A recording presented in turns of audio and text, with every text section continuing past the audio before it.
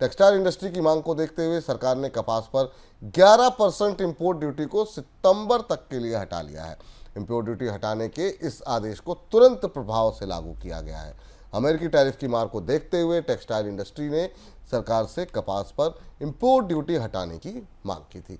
Sir, सरकार ने import पर टैक्स सितंबर तक ही आखिर में क्यों हटाया? क्या आगे चल करके इसमें कुछ परिवर्तन हो सकता है, और क्या इस फैसले में अमेरिका का प्रभाव भी आपको दिखाई दे रहा है? हाँ विपुल जी, कपास की इस गांठ में बहुत सारे रहस्य छिपे हुए हैं।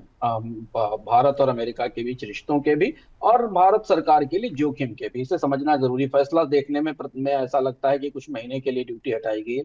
पहली चीज तो ये कि भारत में कपास की कीमतें पहले ही टूटी हुई हैं। ऐसी स्थिति में कपास का अभी इंपोर्ट करना किसानों की दृष्टि से नुकसानदेह है, उनके लिए अच्छा नहीं है। और अगर ये ड्यूटी सितंबर के बाद तक जारी रहती है तो निश्चित तौर पर किसानों पर बड़ा असर होगा, क्योंकि तब तक हमें खरीफ की नई कपास बाजार में आते हुए दिखाई दे जाएगी।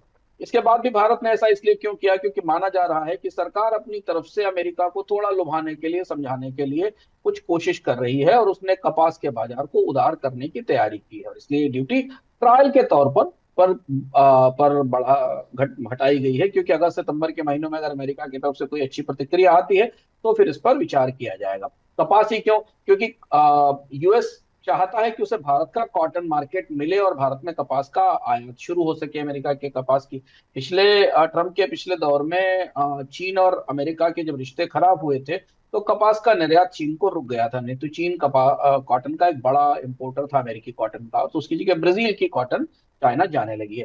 तो डोनाल्ड ट्रंप जब का प्रशासन जब भारत के साथ वार्ताएं कर रहा था तो उसमें भारतीय बाजार में कृषि उत्पादों की बिक्री एक महत्वपूर्ण मुद्दा था।